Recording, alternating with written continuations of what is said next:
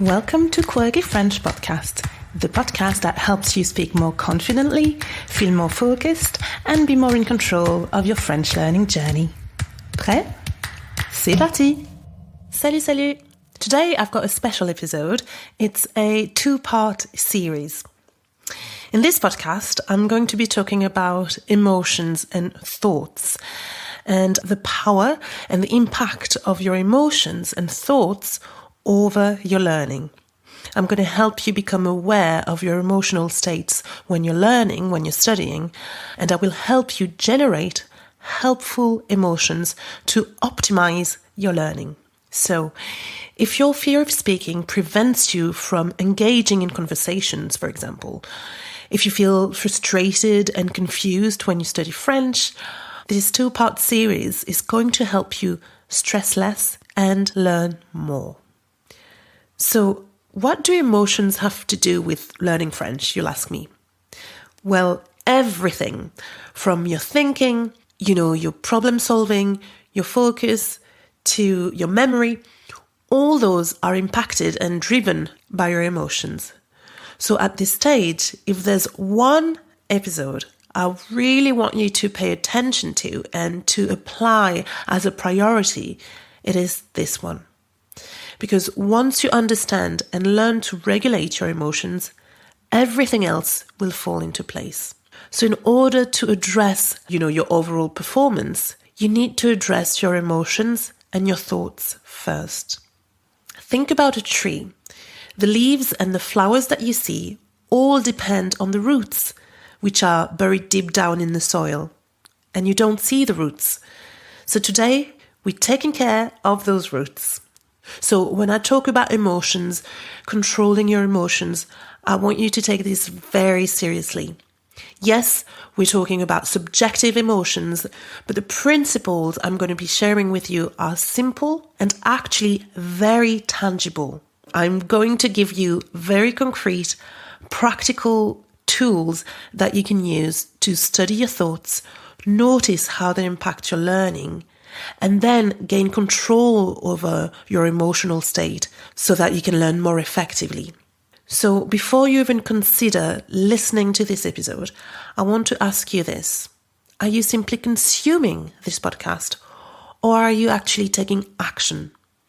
Do you temporarily feel good because you hear tips and you're kind of fantasizing about improving your French? Or do you really, truly do something about it afterwards? I want you to have this honest conversation with yourself first before you do anything else. So let me tell you this again. Listening is only the beginning.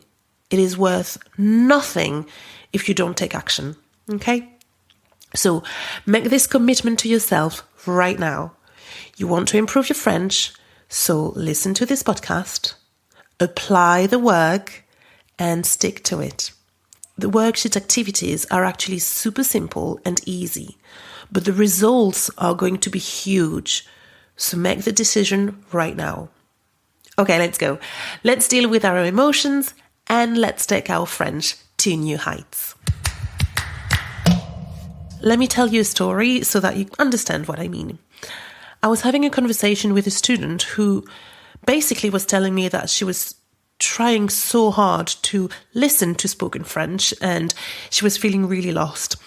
She said that no matter how much she tried, she, would be confused, lost, she would not understand a word. And she kept on talking about how confused and lost she was. The result was, whenever she did some listening practice, she just couldn't understand a word. So she kind of got into this cycle, she expected something bad. She expected that she would not be able to understand each time she listened. The thing is, she was never able to develop listening strategies that could help her, and all of her thoughts were focusing on her issue instead of focusing on creating solutions. And that's a typical example of a self-fulfilling prophecy. And when I brought this to her attention, she realized that her thinking and her feelings were completely focused on the fact that she couldn't succeed. So she basically spent all of that time, all of that listening practice time, feeling stressed, fixating on words that she could not understand, and she was just building up that frustration and that disappointment each time she practiced. But what if the opposite was also true? What if I told you that you can create a positive self-fulfilling prophecy? And this is what I'm going to be addressing in today's episode. So, emotions affect our learning and therefore our likelihood of success. It's one thing to understand that intellectually, and it's another thing to really let it sink in, to become aware of how it's affecting you in particular as we speak, and all along your learning journey. On one hand, we know that we learn best when we feel good. For example, learning through play is fantastic. For all the gamers out there, and even if you're not into video games, you know that you can spend hours repeating the same mission until you finally reach your goal. This really shows that when a challenge, an opportunity for learning, presents itself in a form of a game, we're up for it, we commit to it, we can spend hours focusing, we can quote unquote fail 100 times and go at it again. I mean, think about that stage when your screen shows game over. Nobody really ever stops playing and go, oh well, that game isn't for me. No, if anything, when game over pops up, you're even more determined, you increase your concentration, your determination, even your excitement goes up because you refuse to let this be a failure. So we know, and the gaming industry knows, that you can get people engaged for hours on end doing a challenging task over and over again until they succeed when they feel good doing it. It's not perceived as failing. In fact, the words that we use when we play completely change our perception of that task. We're talking about leveling up, experience points, quests, missions, beating the boss. All those words are very exciting, engaging, fun, and players happily endure those difficult tasks.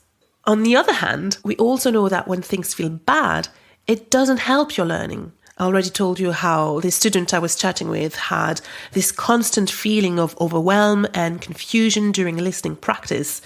But even in your own case, if you feel insecure about your French, that feeling has been affecting your learning, your performance, and your abilities. Let me give you an example.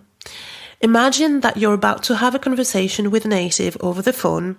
You need to complete a task. Let's say you have to ring up and make a hotel reservation for your next trip.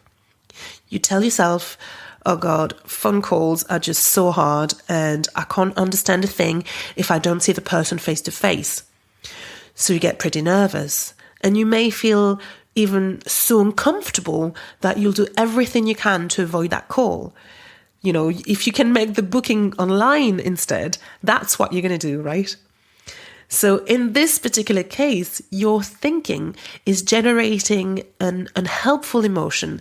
By avoiding the call altogether, phone calls are just going to remain difficult always because you're never going to practice dealing with that challenge of not having that person in front of you.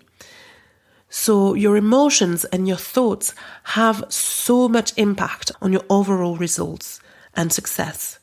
It really is true that it's 80% mindset and 20% skills, because your behavior is driven by your emotions, by your mindset.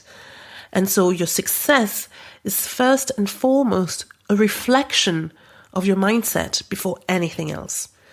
I really find this topic both fascinating and extremely empowering if you let it. And I hope with this podcast, I'm going to be able to share those tips for you so that you can achieve your goal, no matter how hard it might seem to you right now. Now, if emotions shape our actions, our behavior, and if our behavior impacts our learning, the question is, how do we change our negative emotions and generate the kinds of emotions we want to generate the behavior we want and therefore the result we want? Well, I'll be giving you a simple method you can apply. But before that, it's important to develop self-awareness and study the current emotions you normally go through in your learning journey. Changing your emotions is only step 2. So the first thing you need to do is make sure you know what emotions you experience, what thoughts you think in your head, and how they're currently impacting your learning. Is the impact positive? Is it negative? You need to explore this first. The example I just gave you is pretty straightforward, but sometimes your thoughts can be a little bit more challenging to identify. And if you don't identify your thought and the emotion that it causes within you, you won't be able to gain control over your learning.